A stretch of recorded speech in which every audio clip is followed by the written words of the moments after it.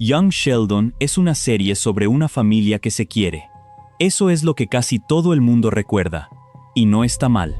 Pero mírala otra vez, prestando atención a los adultos en lugar de a los niños. Aparecen 6 casos de padres que fallaron. Algunos por miedo, otros por comodidad, uno por algo bastante peor. Hoy los vamos a ordenar, del menos grave al más grave. 2 avisos antes de empezar. En el puesto 3 hay alguien que no esperas. Es uno de los personajes más queridos de toda la serie. Y el número 1 casi no aparece en pantalla. Por eso nadie habla de ellos. Empecemos. El criterio es uno solo, porque si no esto se convierte en una lista de opiniones.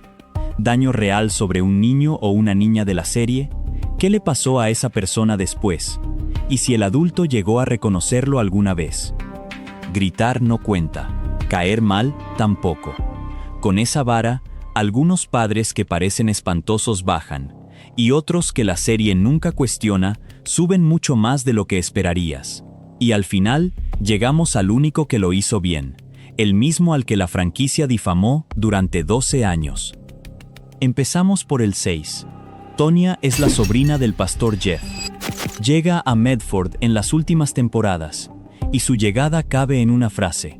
El pastor dice que es su sobrina y que se queda con ellos. Su madre la mandó ahí porque no podía con ella. Esa fue la solución que encontró. No terapia, no hablar. Mudarla de ciudad y dejarla a cargo de un pariente. Te debo una aclaración, porque este canal se hace mirando episodios. La escena donde alguien explica ese motivo, no la encontré en los 122 que tengo transcritos. Si sabes dónde está, déjame el capítulo en los comentarios y lo fijo arriba. Lo que sí está en pantalla es lo que pasa después. Menos de 20 segundos después de esa presentación, Tonya ya está contando su plan para la noche. Medio paquete de cigarrillos y una botella de Jerez. Tiene la edad de Missy. Se hacen amigas de inmediato. Salen de noche, y Missy entra en su peor etapa de toda la serie. Ahora fíjate en algo. Llevamos 2 minutos hablando de esta mujer y todavía no la has visto. La serie no la muestra nunca. Ni una escena, ni una línea, ni una cara. Está en el 6 porque no sabemos qué intentó antes. Lo que sabemos es el resultado. Resolvió un problema con su hija adolescente poniéndola a 200 kilómetros. A cargo de otro. Los Sparks son los vecinos de los Cooper. Tienen 2 hijos, y con los 2 fallaron igual. Bobby Sparks tiene 6 años. En el episodio donde de verdad aparece, le pega a Sheldon, le quita el dinero del almuerzo, y le mete un renacuajo dentro de la ropa. La serie remata la escena con George diciendo que a su hijo lo molió a palos una niña. A su propio hermano, lo apuñaló con un tenedor de plástico hasta hacerlo sangrar. Esa es la escena que todo el mundo recuerda de Bobby, y es justo la que no consigo localizar. Si sabes en cuál está, escríbela abajo. Lo que sí ocurre en pantalla es la reacción de los padres, y es peor que cualquier tenedor. Mary va a buscar a Brenda para hablarlo, la encuentra trabajando, y Brenda le pide que no la moleste. Herschel se lo toma a broma.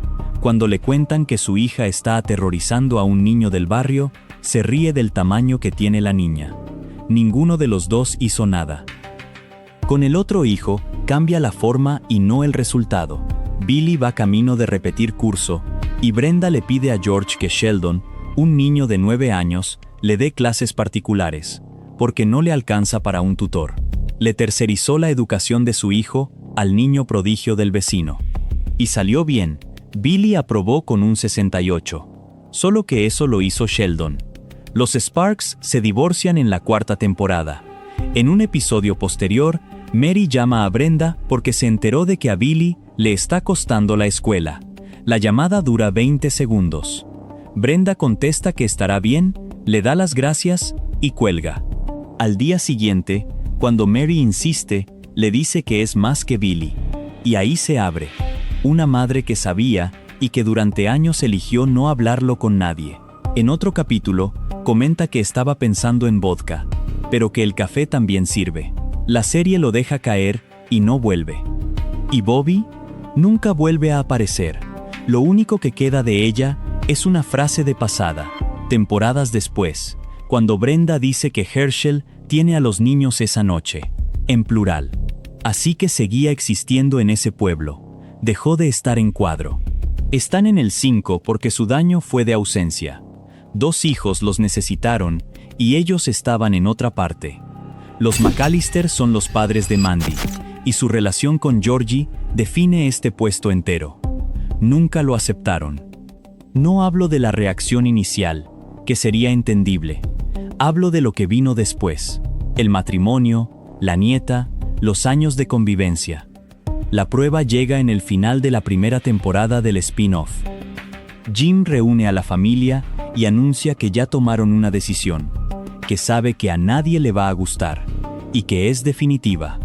Georgie se entera ahí mismo, con el resto, de que van a vender el taller donde trabajaba y del que dependía su futuro. Lo único que atina a decir es que agradece que se lo cuenten. Al día siguiente, lo dice con todas las letras.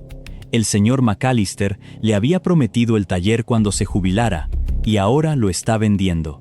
Y remata con la frase que resume la década, que no puede confiar en nadie de esa familia. Audrey suma lo suyo. Cuando Mandy duda de aceptar un puesto bajo las órdenes de su ex, su madre le dice que no deje que la inmadurez de Georgie decida sus metas, y que da lo mismo que haya salido con Scott, por muy ricos que sean sus padres.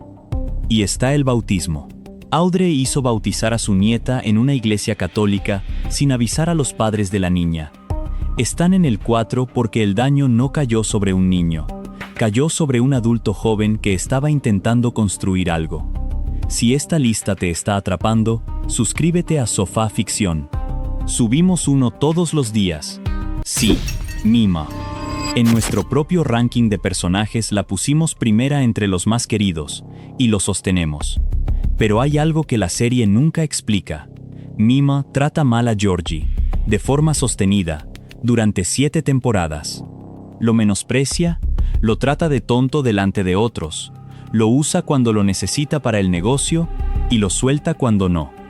Ya adulto, casado y con una hija, Georgie lo dice él mismo en el spin-off. Con un hermano como Sheldon, ha sido el tonto de la familia toda su vida. Lo dice sin drama, como quien describe el clima. Y en la segunda temporada del spin-off, Mimo le explica a Missy que su hermano prefirió a su nueva familia rica antes que a ellos. Ese es el registro que usa para hablar de él. Aquí está el detalle raro. Georgie es su primer nieto, el que llegó cuando ella todavía no era abuela de nadie, y es al único que trata así. La serie nunca da una razón. No hay una pelea original ni un hecho puntual. Está ahí, temporada tras temporada, como parte del paisaje. Con Missy, se sienta a enseñarle a regatear en una venta de garaje. A Sheldon lo saca de la escuela para jugar videojuegos y lo defiende de su propia madre. Con Georgie, el tono es siempre el mismo: ironía y desconfianza. Para ser justos, ella le dio su primera oportunidad de negocio. Lo metió en el cuarto de apuestas y confió en él con dinero cuando nadie más lo hacía. Por eso está en el 3, y por eso mismo el caso es más incómodo. Significa que sabía que Georgie era capaz. Lo puso a prueba y comprobó que funcionaba. Y aún así, siguió tratándolo como al tonto de la familia. Mary Cooper ama a sus 3 hijos. Eso no está en discusión. El problema es cómo repartió ese amor. La casa entera se organizó alrededor de Sheldon. Cuando él tenía un problema, la familia se detenía. Cuando los otros 2 tenían un problema, se arreglaban solos. Y hay un momento que lo resume mejor que cualquier explicación. En la segunda temporada, llega a la casa un equipo de investigadores para un estudio sobre mellizos. Le preguntan a Missy por su familia, y Missy explica que sus padres pasan todo el tiempo pendientes de Sheldon. La investigadora le pregunta entonces si nadie está en su equipo. Missy contesta que no, que está sola. Tiene 9 años y lo dice delante de 2 desconocidos, con una cámara grabando. Esa misma tarde Mary decide que van a cenar fuera y le dice a Missy que elija el restaurante. Eso es todo. No hay conversación después, ni cambio en cómo reparte su atención. Hay una cena. 4 temporadas más tarde la escena se repite. Y esta vez, Missy sí habla. La familia entera se olvida de recogerla en la escuela. Espera una hora y vuelve caminando a casa. Nadie llamó. Cuando lo reclama, su madre le contesta que había mucho lío y que lo importante es que está a salvo. Su padre se enfada con ella.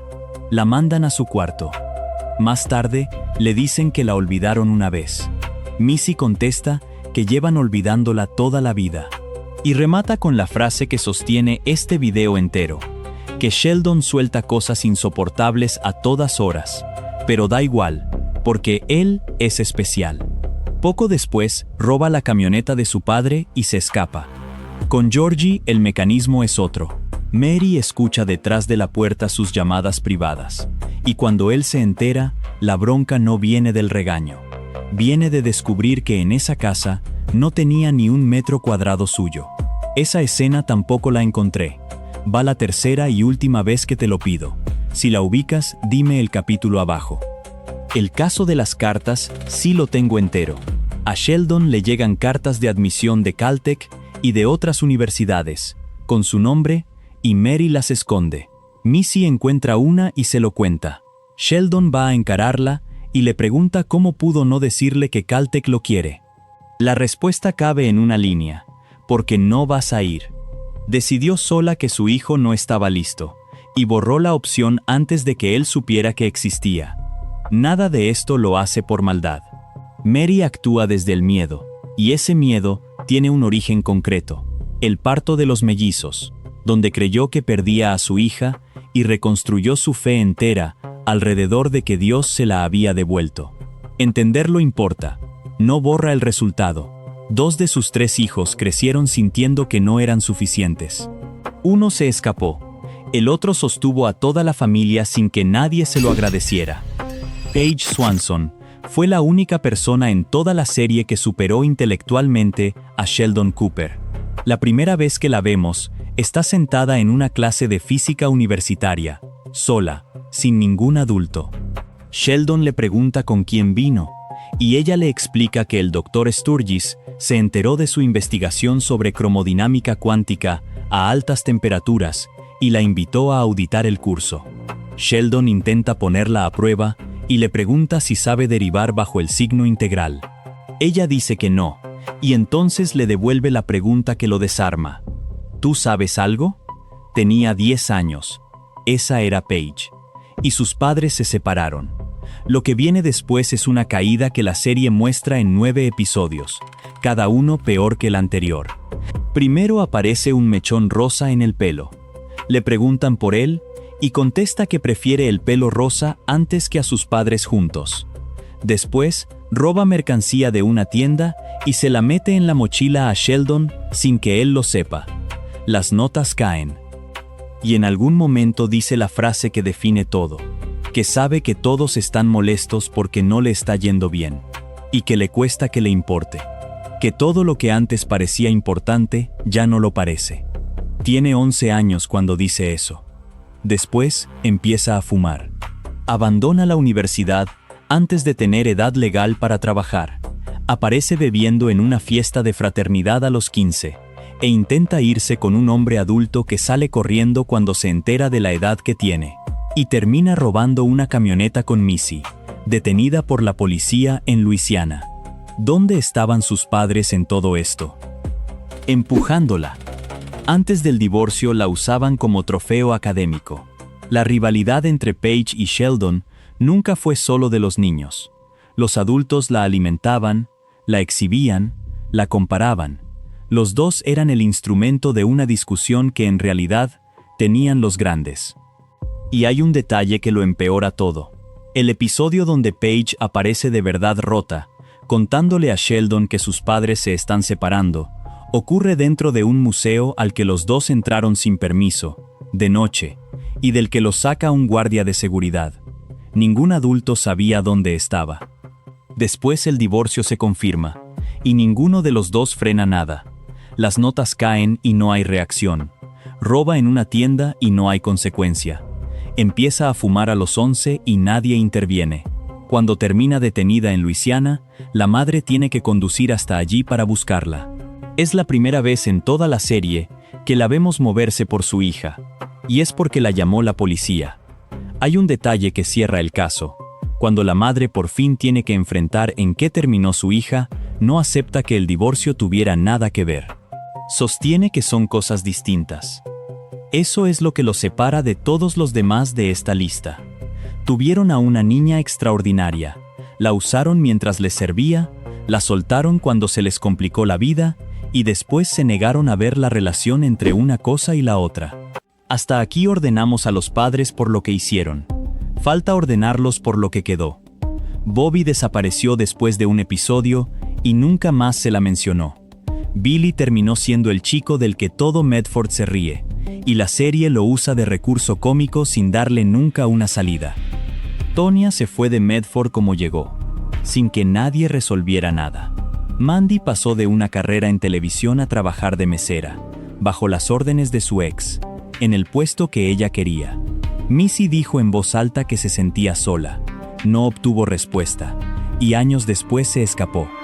En The Big Bang Theory, reaparece separada, y es, según la propia serie, la menos exitosa de los tres hermanos. Georgie construyó la cadena de neumáticos más grande de Texas, sin que su madre ni su abuela se lo reconocieran nunca.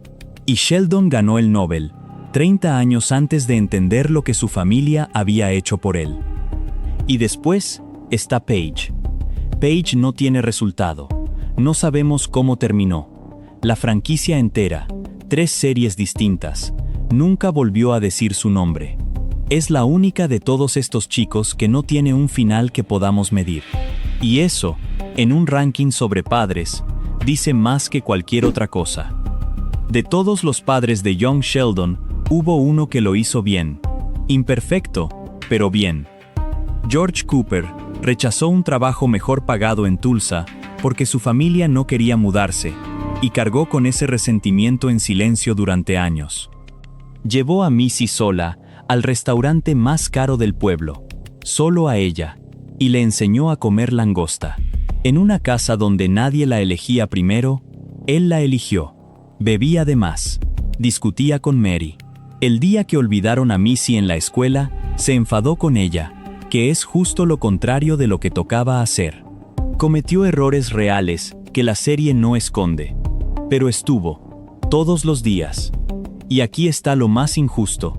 Durante 12 temporadas, The Big Bang Theory lo describió como un borracho y un infiel. El único padre que hizo el trabajo es el único al que la franquicia difamó. Le dedicamos un video entero, y lo tienes enlazado aquí arriba. Si miras la lista completa aparece un patrón que no se ve caso por caso. Los padres que más pantalla tienen son los que menos daño hicieron. Mary aparece en las 7 temporadas. Vemos su miedo, su historia, el parto que la cambió. George tiene arco propio, muerte, funeral y redención póstuma. Mimo es coprotagonista.